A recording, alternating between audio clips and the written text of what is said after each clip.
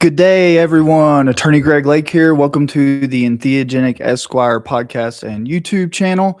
Very grateful and blessed to be here today. Lisette, how are you doing? I got to welcome everybody before in the chat, but Lisette's here. How you doing?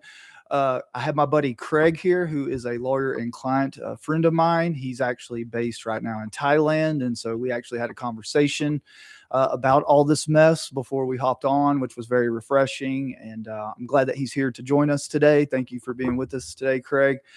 He as well has been keeping up to date with the Epstein thing pretty much since it's been a thing.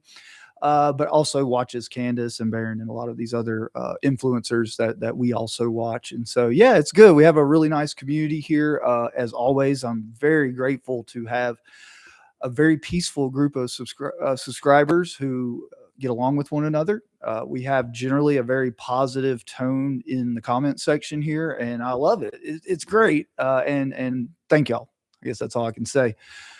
So today I'll do a few just general points about yesterday. I didn't realize that this was going to happen so quick, but Ro Khanna, Thomas Massie, and quite a few members of Congress went to the Department of Justice yesterday. I think they're going back today to have a look at the unredacted files. And so I just wanted to say a few things that I jotted down yesterday when I watched a few of those news segments. So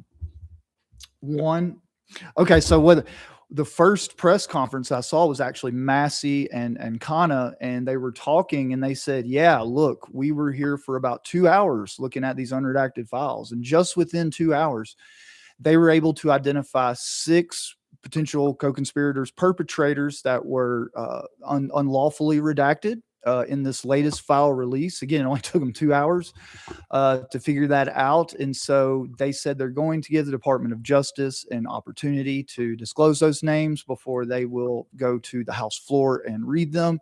So it'll be interesting to see how that plays out. And it'll just be interesting to see what they uncover. Now, they did say that a lot of the files that even the DOJ had were already redacted, apparently upon receipt. So that means that these things were being redacted.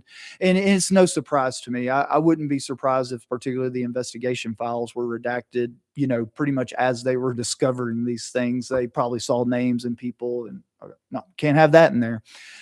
So I think the plan is potentially to try to backtrack and find the original documents from these source files to obviously bring them to the table. So that way, the legality of all this can be better assessed. So that it'd be interesting to see how that goes.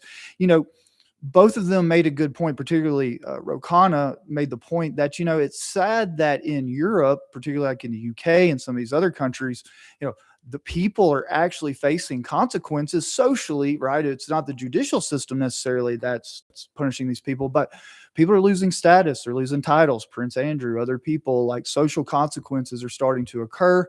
And, here we are. Right. So, I guess that just continues to underscore the importance of live streams like this, content like mine and these other brilliant content creators who have, made a commitment to the truth and allegiance to the Constitution and not these political parties or personalities.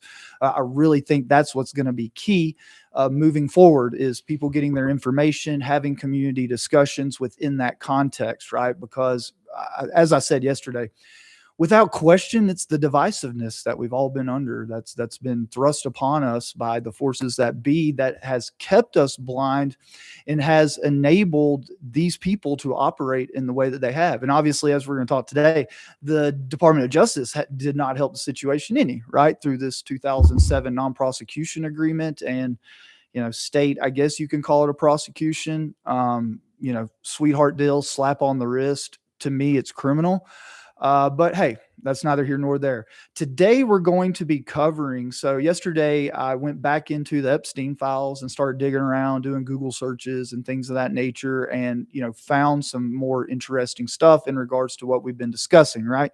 So the last 2 live streams have been covering the district court's opinion in a lawsuit in 2019. And just so you're aware, that lawsuit by the 2 victims who sued the DOJ for not disclosing this non-prosecution agreement and not including them in this whole debacle that has to do with Epstein.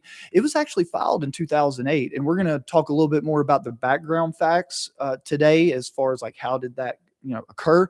But ladies and gentlemen, it wasn't until 2019 that this court issued its opinion and order finding that indeed the government did violate the CVRA. Now, there were no remedies agreed, at that point. And unfortunately, what happened is when Epstein passed away, the district court dismissed the case as moot, which was then appealed by the victims to the 11th Circuit, a 3-judge panel. So just so you know, normally in federal court, when you appeal a case to the appellate court, which this would have been the 11th Circuit, normally it's a 3-judge panel that will initially hear the case. And then if there's an adverse ruling and a party wants to have another go, they can apply for what's called an en banc consideration, which means all of the justices, which is usually 12. So that is what occurred. And so the 11th Circuit initially upheld the district court's opinion. Then it went back en banc, and they reinstated, or basically held again, that the government the DOJ had violated the CVRA, which was then appealed to the Supreme Court. And yeah, no help there. I'll go into that in another episode, because it's, whenever these judges, especially Supreme Court appellate judges, decide that they want to rule a certain way, and they have to back engineer it and do a lot of word salad and logical riffraff in order to get there. Well, that's the opinion that is the Supreme Court's decision in this instance. And so with that being said, putting it together conceptually, right? And with them doing this reverse reasoning, right, it makes it even hard for me to latch on to everything step by step. So it's going to take me a little bit to really get it down into a digestible format for y'all to understand why they ruled that way.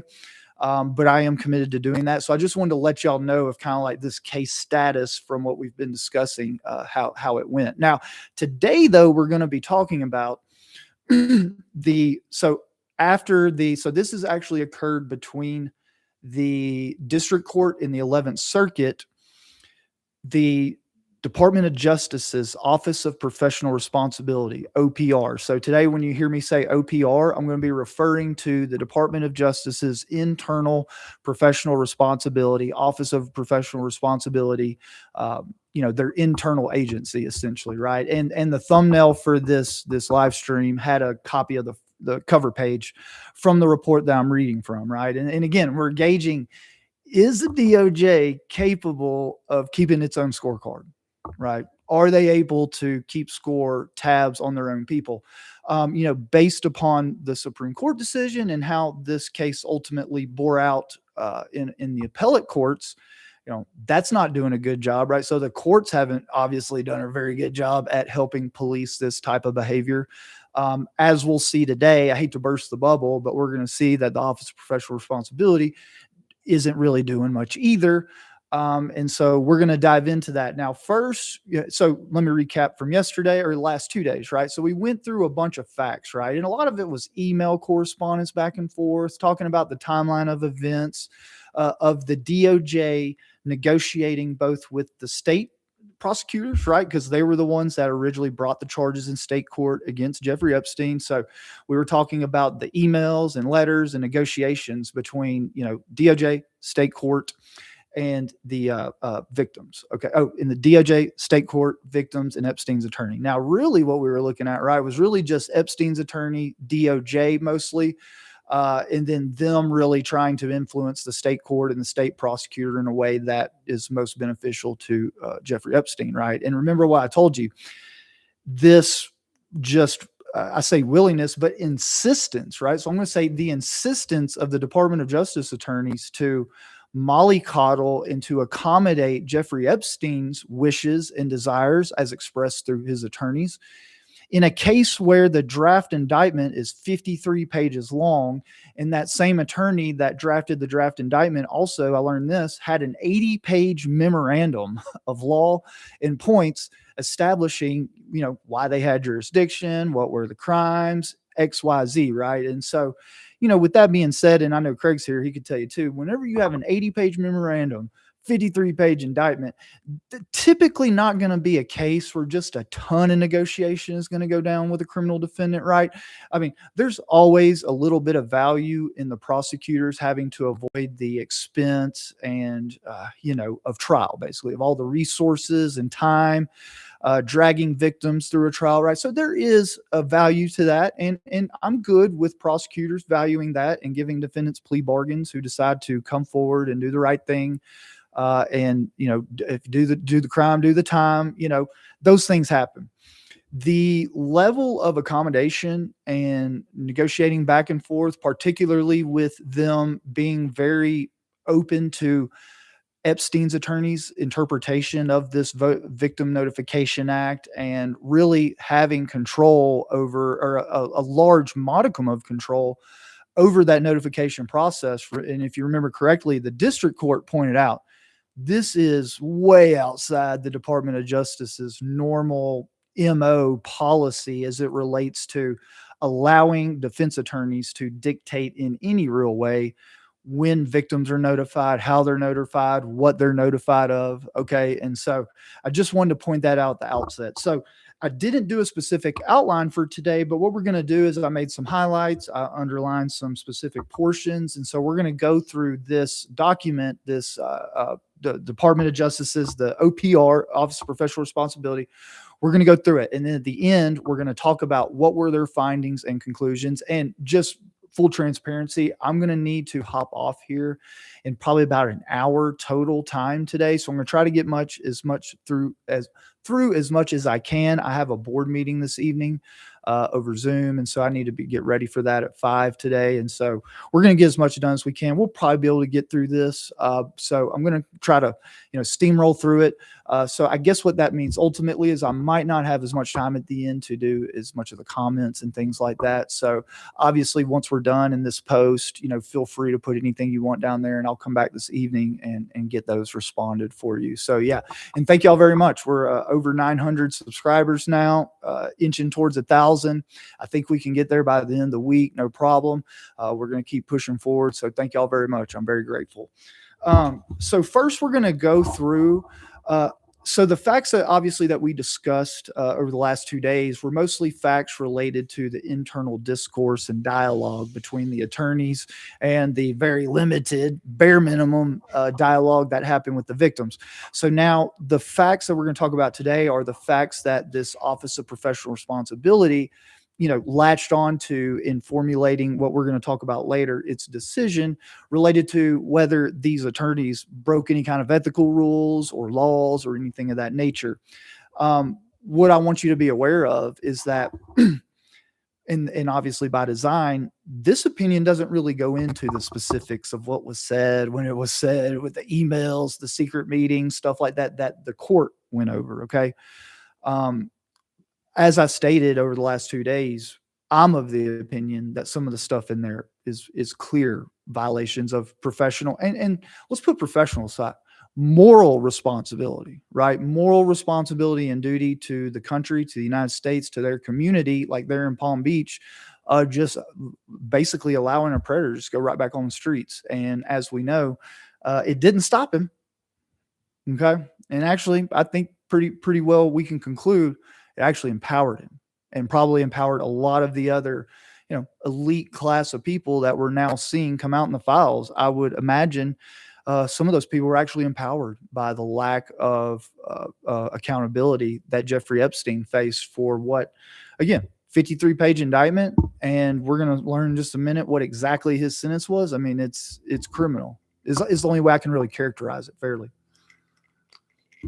Anyways, so right here, I wanted to point out one of the facts, and I might have discussed this yesterday, but like, how did this even get to the FBI, right? How did Jeffrey Epstein's original case get into the lap of federal authorities? Well, a 14-year-old minor female and her parents came forward to the Palm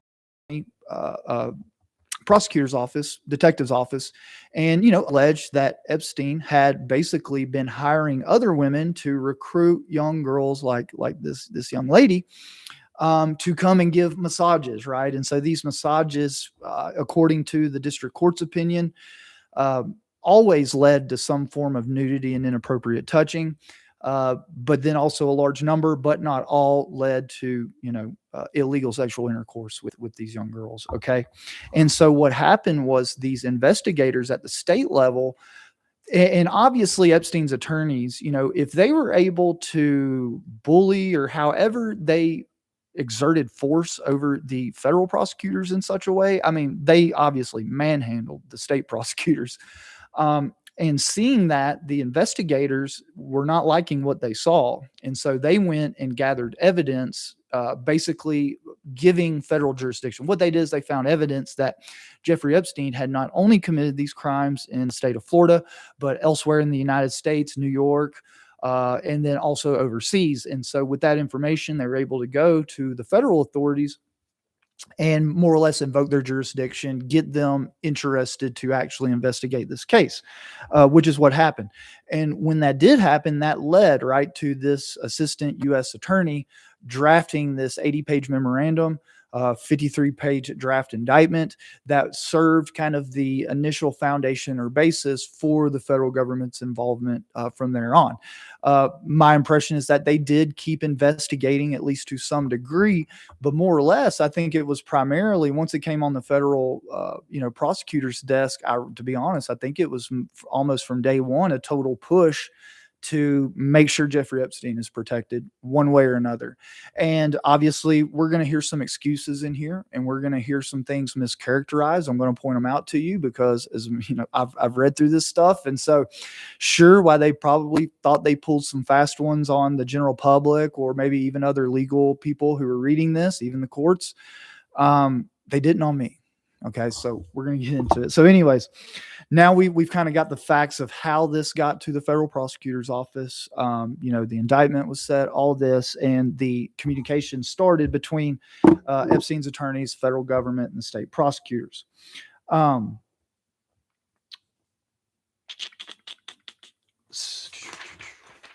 Okay, so let's talk next about what were the terms of this non-prosecution agreement. Okay, because remember, it was, I think, September 24, 2007 is when it was executed.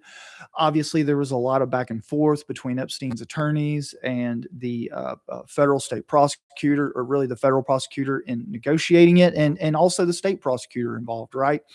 And even to the point, as we discussed yesterday, the state prosecutor was not wanting to release to the state court judge the full breadth and nature of what they had discovered about Jeffrey Epstein, because that could have potentially put a roadblock, because the judge has to approve these plea bargains that could have absolutely put a roadblock in helping protect Jeffrey Epstein, right? So can't have that. Now, the non-prosecution agreement itself, according to this document, required that Epstein make a binding recommendation that the state court sentence him to serve 18 months in the county jail, followed by 12 months of community control probation. And it also included provisions designed to facilitate victims' recovery of monetary damages from him. And in exchange, the U.S. Attorney's Office agreed to end its investigation of Epstein and to forego federal prosecution in the Southern District of Florida of him. 4 of his named co-conspirators. Okay, again, so back to Cash Patel. The fact that Jeffrey Epstein had co-conspirators was a firmly established fact in the judicial record from at least early 2007. Okay, and so anyways, I say firmly in the judicial record. It was definitely known to the Department of Justice, right? And to the extent that evidence was entered through the course of that civil lawsuit that we were discussing yesterday. So affidavits, other evidence was that the judge, remember I told you, judge was referencing affidavits, depositions, things like that in his opinion, in the court's opinion. And so again, these are firmly, as firm as you can get in the judicial record, at least established fact that there were co-conspirators, right? But this non-prosecution agreement of Epstein also covered, according to this, potentially 4 named co-conspirators, and it also covered any potential co-conspirators. Okay.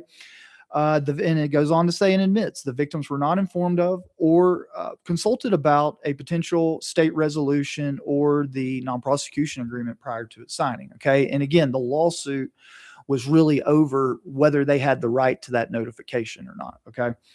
Now, next, let's talk about.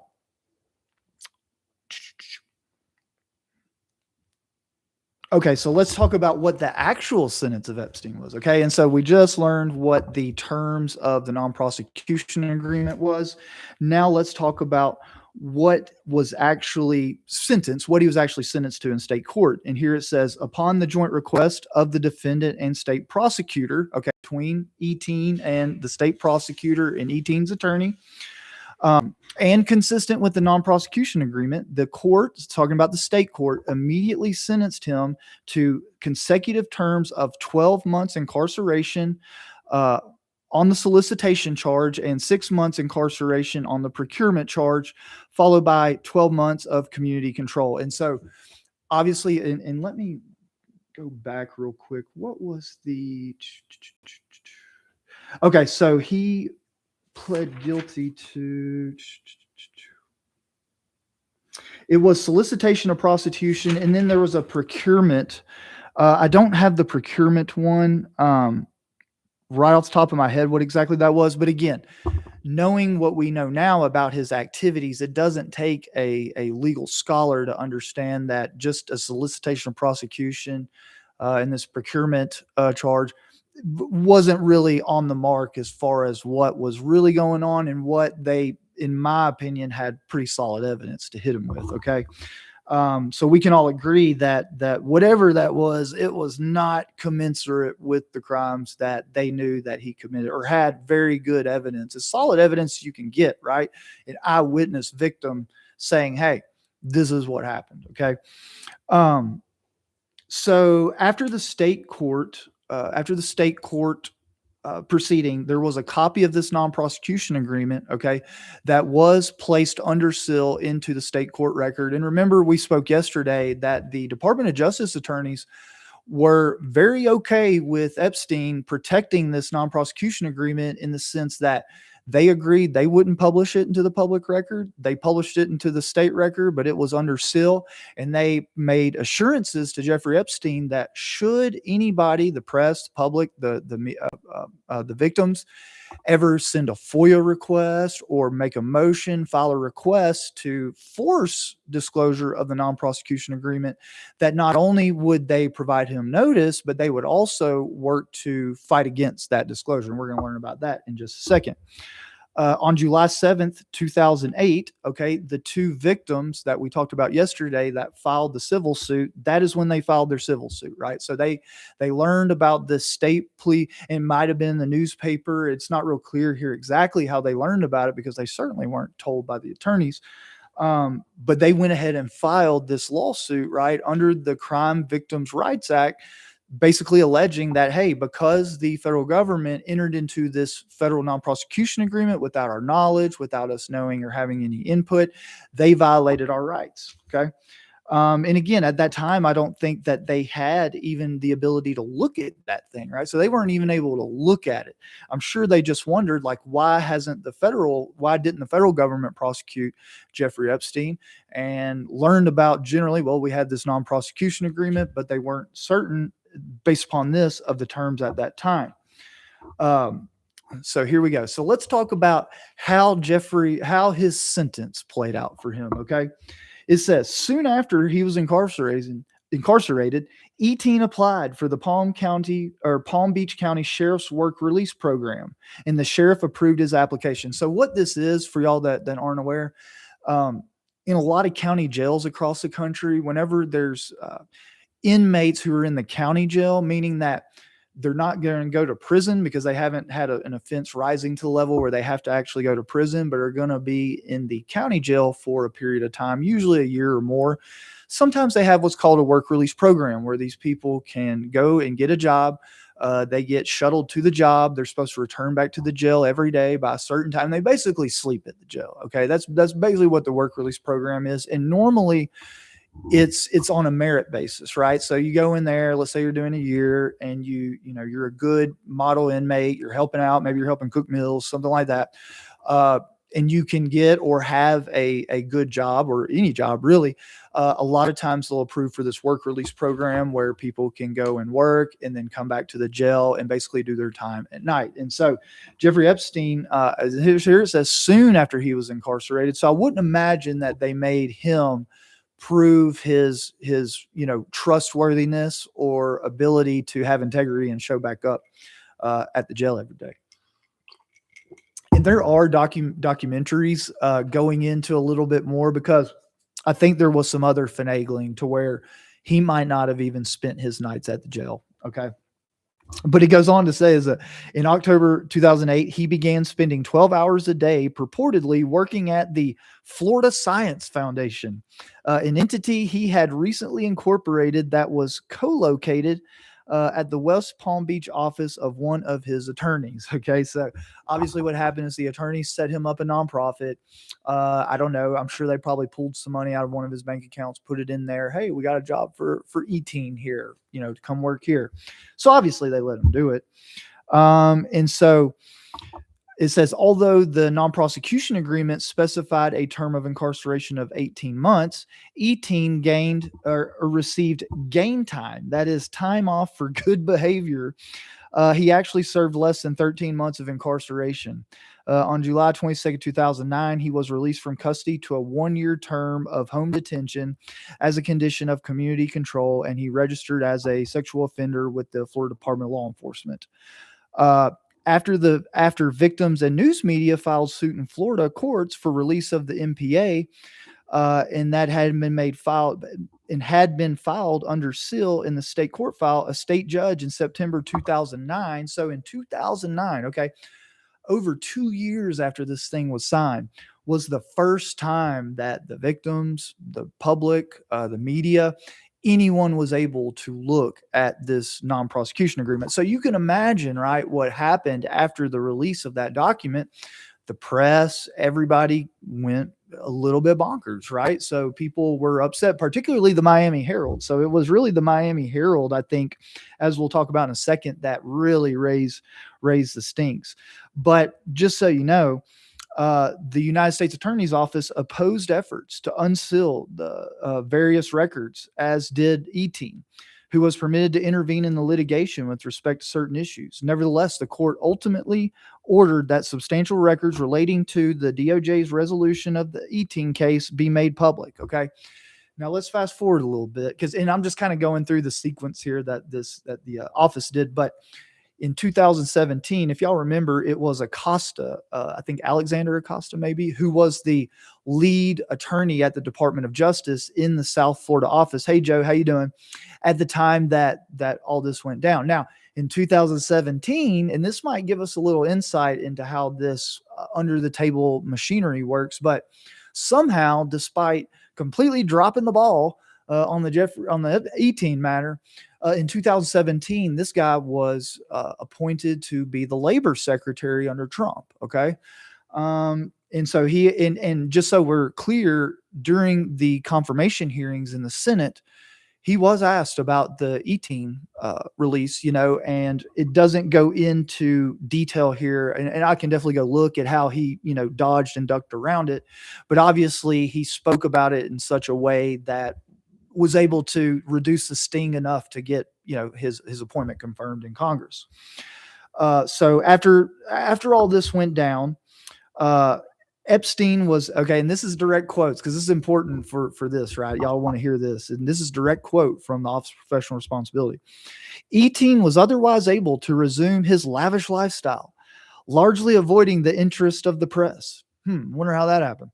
On November 28, 2018, however, the Miami Herald published an extensive investigative report about the state and federal criminal investigations initiated more than 12 years earlier into allegations that E-Teen had coerced girls into engaging into sexual activity with him at the Palm Beach estate. They reported in 2007 that Acosta entered into an extraordinary deal with E-Teen in the form of the MPA, which permitted E-Teen to avoid federal prosecution and a lengthy prison sentence by pleading guilty in state court to 2 prostitution charges, essentially. Also, according to the Herald, the government also immunized from prosecution E-teen's co-conspirators and concealed from E-teen concealed from E-teen's victims the terms of the EPA. The newspaper painted a portrait of federal and state prosecutors who had ignored serious criminal conduct by a wealthy man and with powerful and politically connected friends by granting him a deal of a lifetime. They allowed him to escape significant punishment for his past conduct and to continue his abuse of minors. Okay, simple as that. Like I said yesterday, if you want to know who is, in my opinion, almost as primarily responsible for any kind of victims between 07 and 19 as he was and the other people involved, it is the DOJ. It is absolutely DOJ. And I mean, if you wanted to get even a little bit more specific, we could do Acosta. But just to be honest, anyone in and around that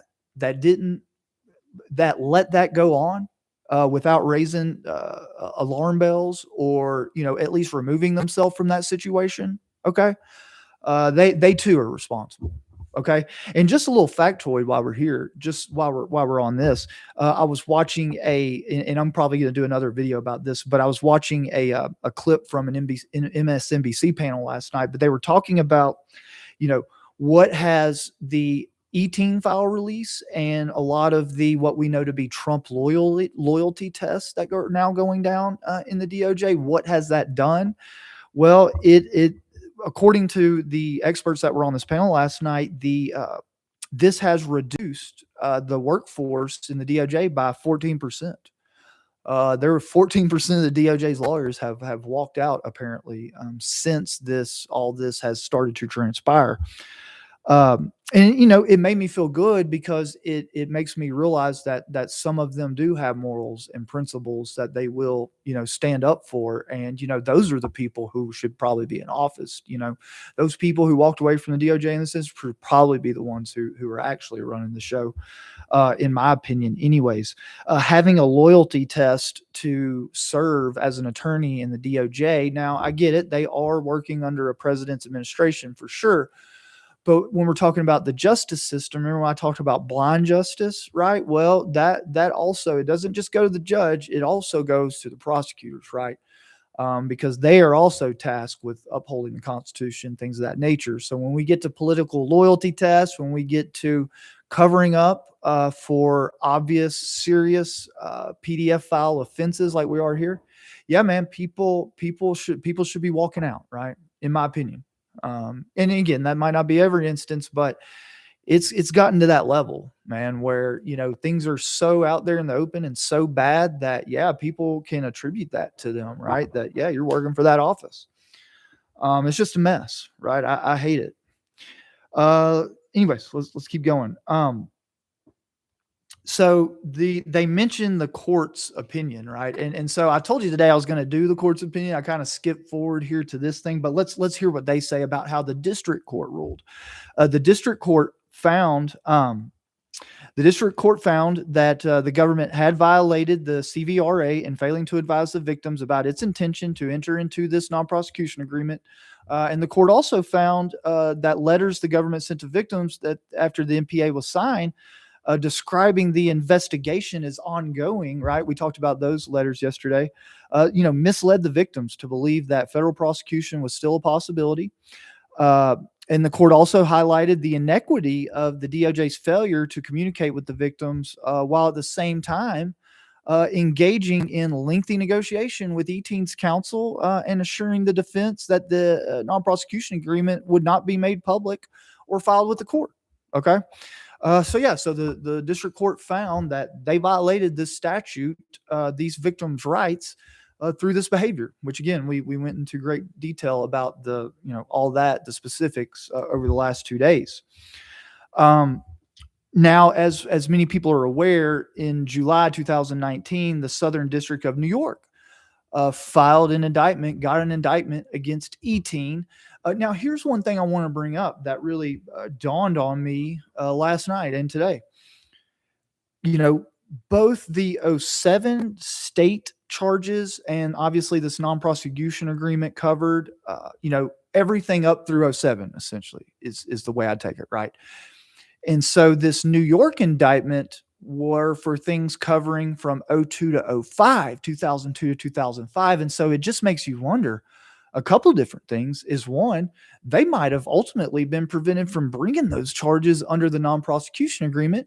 And two, why the hell were there no charges brought from the 2007 to 2019? I mean, we know, right? We have pretty good idea that there serves a basis, a really pretty solid basis, that there were also look, even here, this office admitted, right? I just read it, that he continued his abuse past this '07 thing, right? So they're acknowledging here.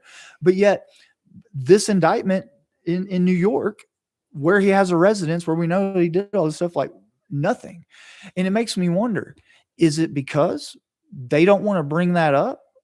Because when push comes to shove, they're ultimately going to be not that they're ultimately responsible, but man, they are holding the bag for that in a major way.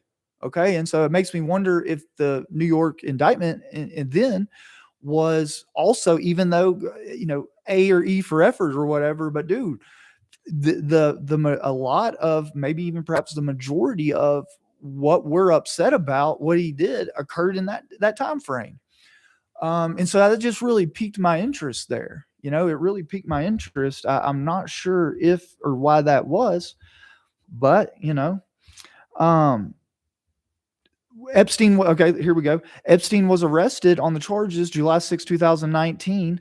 In arguing for his pretrial detention, prosecutors asserted that agents searching his Manhattan residence, right, where a lot of this went down, they found thousands of photos of nude and half-nude females, including at least one to be a minor. Okay, which I mean, I get it. That's all they really need to kind of allege to get into the PDF file thing, because otherwise these photos wouldn't be illegal per se.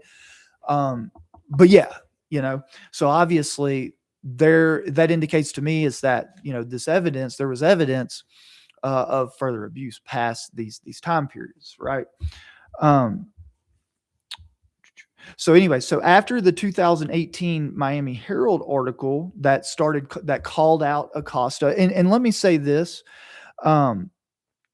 I do want to give, because I want to be fair to everybody, right? I want to be apolitical, and I want to be absolutely fair to everybody.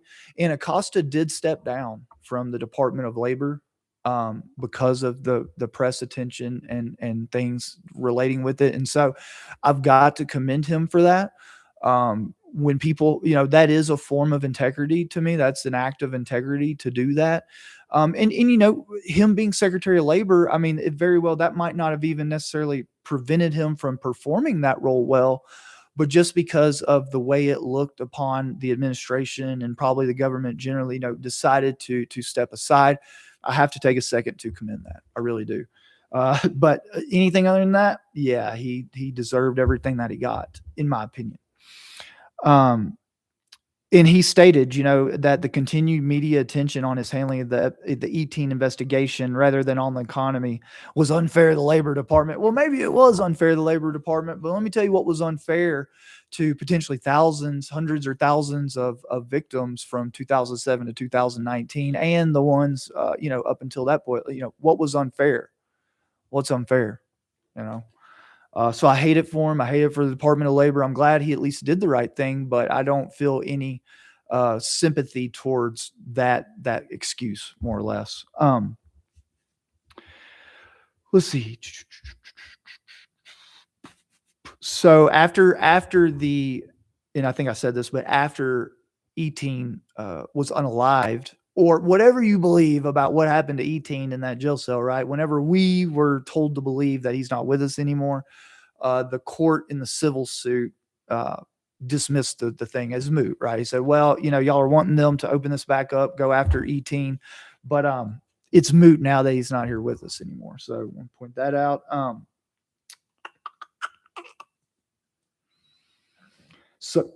So during the proceedings, right, in the court, the government did concede that the DOJ had not been fully transparent with the victims and made a mistake in causing them to believe that the case was ongoing, when in fact there was a non-prosecution agreement that had been signed.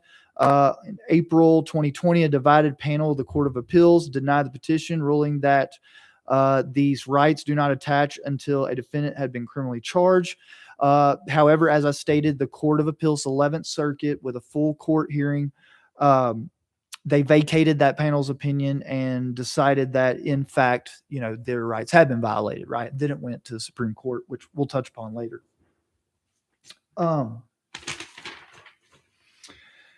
Let's see. Okay, so let's talk about why the Office of Professional Responsibility got involved, because I think that's also kind of material too. Like, what prompted finally, I think this would have been close to 12, 13 years after all this went down. What finally prompted the DOJ's OPR, the Office of Professional Responsibility? What finally prompted them, right, to do this investigation and render this opinion here? But it says, after the Miami Herald published the bombshell article in 2018, U.S. Senator Ben Sasse, S-A-S-S-E, sorry if I'm saying that wrong, chairman of the Senate Judiciary Committee on Oversight, Agency Action, Federal Rights, and Federal Courts, sent a letter to the Office of Professional Responsibility citing the article and requesting that it conduct an open investigation into the instances identified in this reporting of possible misconduct by DOJ attorneys. So on February 6, 2019, the DOJ Office of Legislative Affairs advised the senator that the Office of Professional Responsibility had opened an investigation into the matter and would review their decisions to resolve the federal investigation of Epstein through the non-prosecution agreement. Okay. All right, so now here we are, and we got about 20 minutes left, so I think we're good. We're going to talk about what were the issues and what was decided and ruled upon here. And I apologize if I go through it a little bit quick. I want to get through as much as I can, but let's go into it. So, two different facets or two different issues that the Office of Professional Responsibility looked into. One, they looked into the negotiation, the execution, and implementation of the non-prosecution agreement. And then they looked into the DOJ's interaction with the victims and adherence to the requirements of the Crime Victims' Rights Act. Okay. And let me just say this at the outset. As an attorney, I can tell that because this Rights Act had only been passed in 2004, I believe, a law that's only been around 3 years hadn't had much time to get circulated in the courts, because a lot of times when laws are written, the courts really need to interpret them for people to really be, more sure about what the law requires or means. And so at that time in 2007, right, when they're going back and forth about Epstein's deal, I think they took advantage of that uncertainty in this law and intentionally maneuvered in a way where they later could essentially have some form of, for lack of a better descriptor, plausible deniability. Okay. So again, it was not tethered to doing the right thing. It was quite the opposite. It was, how can we look at this law in a way where we can say this is confusing and we don't really know what it requires, and so we're going to do this instead, although we're pretty sure it probably did require that. So that way later on, when the OPR investigates us, right, we can claim ignorance more or less, right? So I just wanted to put that out there. So let's see real quick. So the OPR examined, so their investigation looked at standards relating to charging decisions, declination of criminal charges, deferred or non-prosecution agreements, plea agreements, grants of immunity, or the deportation of criminal aliens. It also examined whether evidence established that any of the subjects were influenced to enter into the NPA. Okay, so they looked to see whether any kind of outside influence bore upon the Department of Justice attorney's decision to enter into this agreement, right? And we discussed a little bit of that. We discussed, were these people under duress? Were they on the take? What was it, right? Because just in my heart of hearts, I feel like there certainly was something underhanded, potentially threatening, that dictated how they behaved in this instance. Okay. Again, that's just my opinion based on speculation, but let me say it again. The OPR also examined whether evidence establishes that any of the subjects were influenced to enter into the NPA or to include the NPA terms favorable to Epstein because of an improper motive, such as a bribe, political consideration, personal interest, or favoritism. And they also examined and discussed in the report significant events that occurred after the non-prosecution agreement was negotiated and signed that shed additional light on the DOJ's handling of the Epstein investigation. Okay, so always 2020. Well, they're doing that too, but in a way that benefits these lawyers, not looking at it in a way and construing it, favorable for the victims, as we shall see. So, first off, they kind of go into it about whether, who was ultimately over this, right? So that was one of the first things they want to identify. Was Acosta really fairly, even though he was the one over the office and would obviously have some type of responsibility for that, right? But were there others that could also kind of be looked to have responsibility? And what they say is that Acosta made the pivotal decision to resolve the federal investigation of E-Team through a state-based plea and either developed or approved the terms of the initial offer to the defense that set the beginning point for the subsequent negotiations that led to the NPA. They said he although he did not sign the NPA, he did participate in drafting and approved it with knowledge of its terms. During the interview, he acknowledged that he approved the NPA and he accepted responsibility for it, right? So again, there are some redeeming qualities, I must say, particularly about Acosta here. He not only stepped down for the Department of Labor, but he did also accept at least boss man responsibility for everything that went down here, essentially helping protect his underlings at his direction, which is very commendable, right? So there are some things here that I can say about Acosta that have some integrity to them. Let's see. So they concluded, so let's just get right to the jump real quick. We got a little bit more than 15 minutes left. So it concludes that the subjects, talking about the attorneys, did not commit professional misconduct with respect to the development, negotiation, and approval of the non-prosecution agreement. Under the OPR's framework, professional misconduct requires a finding that a subject attorney intentionally or recklessly violated a clear and unambiguous standard governing the conduct at issue. OPR found no clear and unambiguous standard that required Acosta to indict Epstein on federal charges or that prohibited his decision to defer prosecution to the state. Furthermore, none of the individual terms of the NPA violated department or other applicable standards. Okay, so we're gonna get into that a little bit, right? Obviously, look, maybe technically under the CVRA at that time. Let me tell you this. And this, I realized this with the Supreme Court's decision. In reality, because that CVRA, especially at that time, could have really been interpreted either way in this instance. The fact that the DOJ chose to interpret it at that time in a way detrimental to the victims, and the fact that the courts picked that torch up and went along with it, it just shows a high level of collusion here, in my opinion, to some degree, right? That there's a insist, and I think in this instance, not only with these courts was, they hate to hold the DOJ responsible. They need to admit it. The federal courts, they do not like holding the Department of Justice responsible, their feet to the fire for things that they do. They don't want to get involved in, oh my God, we might influence the way that they charge someone or, all these other things. And so it's always this hands off, right? It's a clear pattern.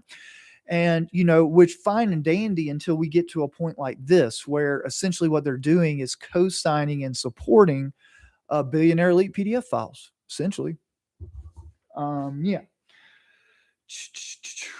And they go on with some more bullshit here. So let me say real quick, I'm trying to think, and I wish I would outline this a little bit better, but let me just read some of this. It says, Acosta's decision to decline or to initiate a federal prosecution at E-Team was within the scope of his authority, which it was. It surely was. And OPR did not did not find evidence that his decision was based on corruption or other impermissible considerations such as Epstein's wealth, status, or association. So here they provide us with a conclusion. They don't provide us with whatever they looked at or considered to make that conclusion. Okay. Evidence shows that Acosta resisted defense efforts to have the matter returned to the state for whatever results state authorities deemed appropriate, and he refused to eliminate the incarceration and sexual offender registration requirements. So here's one that's really going to get your skin boiling here, and I'm going to have to explain it to you a little bit. We mentioned it yesterday. But one of the reasons why they're not holding his feet to the fire is they say that the contemporaneous records show that that the DOJ's managers' concerns about legal issues, witness credibility, and the impact of a trial on the victims led them to prefer a pre-charge resolution, and that Acosta's concern about the proper role of the federal government in prosecuting solicitation crimes resulted in his preference for a state-based resolution. So let me tell you what they're getting at here is because the non-prosecution agreement, okay, and so as I stated yesterday, the non-prosecution agreement within it had a framework for the victims to basically file a lawsuit and collect civil damages, right? Which I commended, thank you for the idea, but let me tell you, after I'm reading this, I think it was intentional. I think this was not a charitable move, ladies and gentlemen. What I believe this is that Epstein's attorneys insisted on this being put into the non-prosecution agreement. Why? Well, we established that they didn't want the victims to be notified this because they could have showed up to the state court and prevented this sweetheart deal from going down. But by putting that into the non-prosecution agreement, which there was no law or regulation requiring that anything like that be put into the non-prosecution agreement. But what it did is it made it to where Epstein's attorneys, and now post hoc, the DOJ, what they're trying to say is that they didn't show the victims this NPA, because had they done that and had these victims seen that they were going to be entitled to collect money, well, then it would have somehow influenced them to come and testify like in a more severe or, in a more detrimental way, basically lie in order to try to get the money. Okay. So they put that in there. And again, looking back, I think that this was an intentional move. And look, if this was E-Teen's attorneys doing it and the Department of Justice didn't pick up on it on time, I mean, they're slick, man. They are slick. However, I think that there was probably some level of collusion in this to say that, we're putting this in there. It didn't have to be in there. And because of this is part of the reason why we didn't show this to the victims. Okay. And so I'm just trying to, and y'all aren't going to get this content anywhere. I'm trying to unravel the very difficult legal things for y'all to let y'all understand the slickness and level of collusion that is going on here, because something like this would not have been noticeable to the average everyday eye. Okay. But let me tell you, reading this last night and based upon what I also read in that opinion, putting everything together, I certainly think it was intentional that they did that in order to give a reason or more reason or impetus not to disclose this non-prosecution agreement to the victims. Okay. Let's see.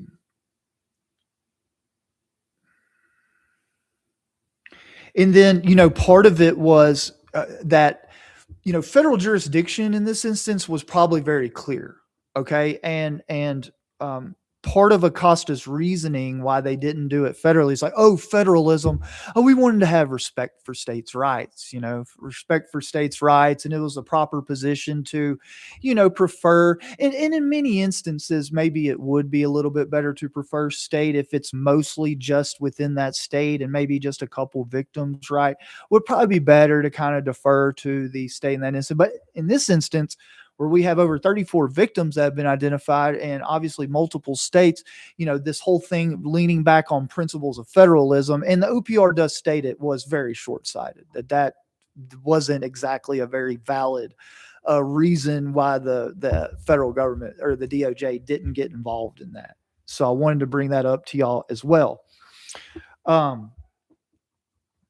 So let's go to let me make sure real quick. Okay, so let's switch over real quick, and so let's talk about notifying the victims because I have about maybe 10 minutes left. So let's straight out. The OPR further concludes that none of the subject attorneys committed professional misconduct with respect to the government's interactions with the victims. Okay. And a lot of this obviously hinges on whether they believe that they had rights under the Victims Act, right? They say that, the subjects did not have a clear and unambiguous duty under the CVRA to consult with victims before entering into the NPA because the USAO resolved the Epstein investigation without a federal criminal charge.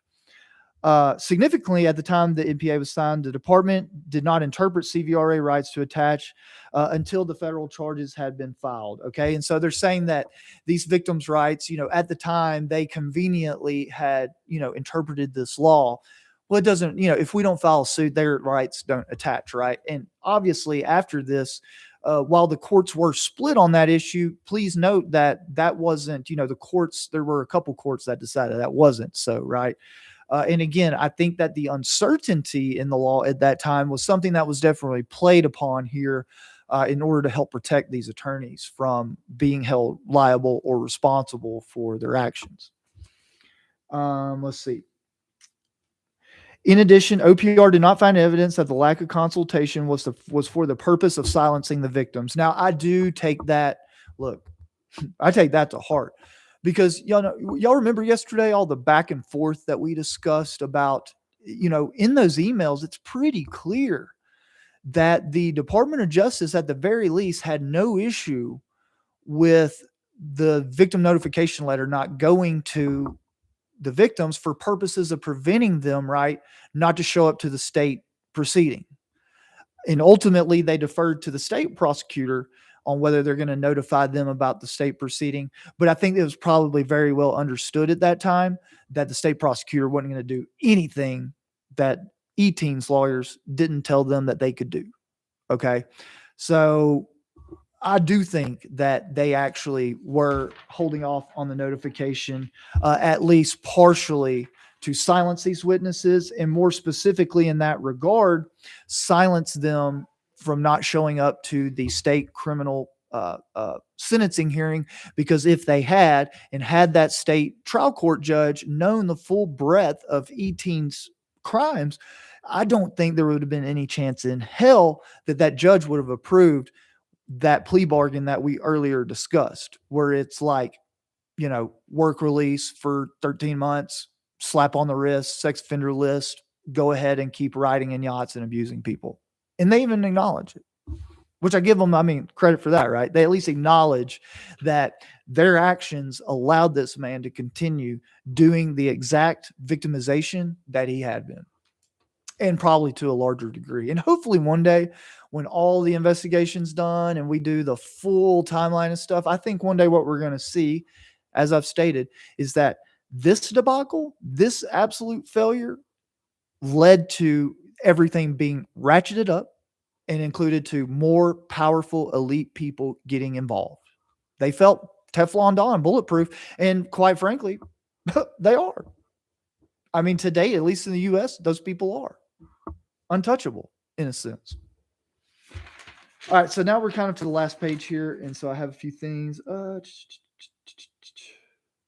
They did say, so they say, nonetheless, the lack of consultation was part of a series of government interactions with victims that ultimately led to public and court condemnation of the government's treatment of victims.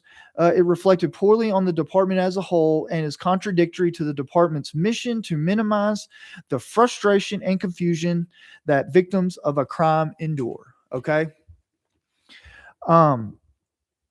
Let's see.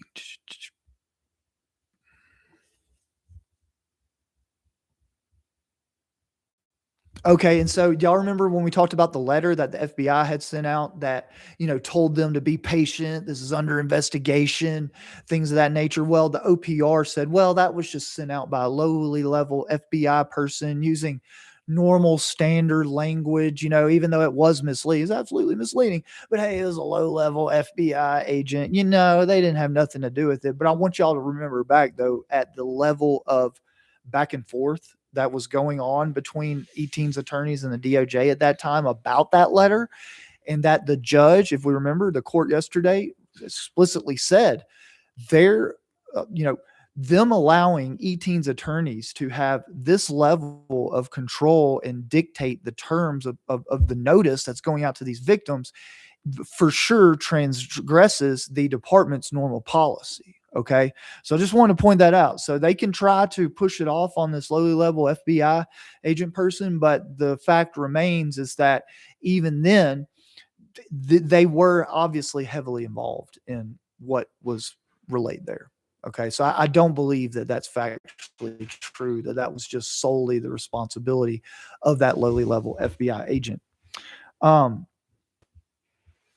OPR concludes, this is really the linchpin here, ladies and gentlemen. OPR concludes that Acosta exercised poor judgment when he failed to make certain that the state intended to and would notify victims identified through the federal investigation about the state plea hearing. His decision left victims uninformed about an important proceeding that resolved the federal investigation. Yeah, sure enough. And that had they had noticed, they could have prevented. And an investigation which the DOJ had communicated with the victims for months. It also ultimately created the misimpression that the department intentionally sought to silence the victims. Acosta failed to ensure that victims were made aware of a court proceeding that was related to their own cases, and thus he failed to ensure that victims were treated with forthrightness and dignity. I absolutely agree. It's just a shame that in this instance that also doesn't constitute a violation of their professional duties. Because whether those victims were, required under law to be notified under the Victims Act, that doesn't mean that they might not have been entitled to notification under a prosecutor's duty to their clients as victims. I've never been a prosecutor, so I don't know what the real specifics of that are, but I would be very surprised if those professional ethical rules were not transgressed here, and let me know if you think any differently. I mean, I would imagine that, in a case like this with all these different minor victims, should definitely be notified of every single court proceeding, state, federal, administrative. I don't care. They should be notified of everything. And again, that's my opinion. Obviously, the PR disagrees, but at this juncture, and look, I'll say this too. If it's not that way, maybe we need to take a look at that. Maybe it's time for a change. Maybe it is time to realize that, hey, notifying victims in a roundabout, I say roundabout in a kind of direct way, can also help prevent further victims, right? Because had they been notified and been able to show up and rain on the state court parade and that whole debacle, well, we might not have been here today talking about all this, and the 2007 to 2019 victims might not have been victimized, right? Man. Contemporaneous records show these actions. Okay, so they talk about not informing the victims was based upon strategic concerns about creating impeachment evidence. Okay, so this is what I was saying earlier about the whole compensation scheme. Trying not to create impeachment evidence, basically trying not to be, by showing them this NPA with these remuneration provisions, well, then the girls might be able to be impeached at trial to say that, oh, well, you're just saying all this because that once all this is over, you're gonna be able to collect all this money from this very rich man. Oh, so they're trying to prevent that. And, again, they didn't have to put that in there. And not only that, let's think about, ladies and gentlemen, I mean, sure, you can maybe impeach effectively 1 to 2, 3 or 4 witnesses like that. But if you had 34 witnesses, you think every single one of those 34 witnesses just getting up there to do that because of some money? I mean, let's be real. So what we see here is a lot of rationalized post hoc rationalizing and justifying, and we can all rationalize and justify just about any damn thing we want to do. I know I can. I'm really damn good. I was an addict, right? But this is what this is. Post hoc, in my opinion, post hoc rationalizing and justifying what's otherwise despicable and at the very least negligent or recklessness, but in my opinion, intentional and criminal conduct, protecting these people. Yeah. So I guess I'll just read the concluding paragraph. After examining The full scope and context of the government's interactions with victims. The OPR concludes the government's lack of transparency and its inconsistent messages led to victims feeling confused and ill-treated by the government. Man, I think that's still happening today a little bit, might be. Gave victims and the public the misimpression that the government had colluded with Epstein's counsel to keep the non-prosecution agreement secret from the victims and undercut public confidence in the legitimacy of the resulting agreement. The overall result of the subject's anonymous handling of this case understandably left many victims feeling ignored and frustrated and resulted in extensive public criticism. In sum, OPR concludes that the victims were not treated with the forthrightness and sensitivity expected by the department. So that's it. Nothing of any real consequence happened here with these attorneys other than Acosta. You know, he did the right thing. And obviously, I guess in that vein, he did suffer some consequences from this, right? But with that being said, you know, what good is that now? What good was that here in 2019, 2020, whenever that was written? The damage has already been done. And we're here now trying to pick up the pieces, unfortunately. So, yeah. So tomorrow for the live stream, you know, I'll think on, I have some more, I might dig into that Supreme Court decision. We might skip from here back over to the Charlie Kirk deal. Let me think on that. But I'll for sure let y'all know here fairly soon. And apologize, I have to go do this. Oh, yeah, sorry, I'm like Virgo. I apologize, y'all. If you do have comments, because I'm fixing to have to go to a board meeting here in just a minute and want to take a quick break before I do. But feel free once this post to put any of these questions that you had in those comments, and I definitely will get to them tonight. And quite honestly, that'd be very helpful because that also helps the algorithm too. So yeah, any support y'all can get helping the algorithms, like, comment, subscribe, naturally, all that. I'll probably record another video tonight. As a matter of fact, I think I'm going to record a video and summarizing a lot of what we've done in these live streams for the last few days. So that might also be interesting for y'all. If you didn't have a chance to see all these long ramblings, I'll probably do a really nice succinct summation video summarizing all this, you know, to pump out to larger, you know, people who aren't showing up to live streams and stuff. So anyways, thank y'all very much. I'm very grateful, honored to have y'all here. My buddy Craig was here with us today. Thank you, Craig. I appreciate it. For those that weren't here when we started, Craig's a attorney friend, client of mine, based out of Thailand right now. So we kind of talk, you know, on the 12s, as they say. We had a really nice conversation going into this, and he obviously supports all this and watches a lot of the same content creators we do. And so love to have him here. Very grateful and honored to have him here as well. Susan, everybody, the regulars, thank y'all so much. From bottom of my heart, I really do love y'all. And we're going to keep this thing going. And a bunch more cool stuff to come, man. So thank y'all. Peace. Enjoy the rest of your afternoon. And y'all see me back tomorrow. I'll try to make an announcement by noon Eastern time about live stream. So thank y'all. Much love. And I'll see y'all in the comments. Peace.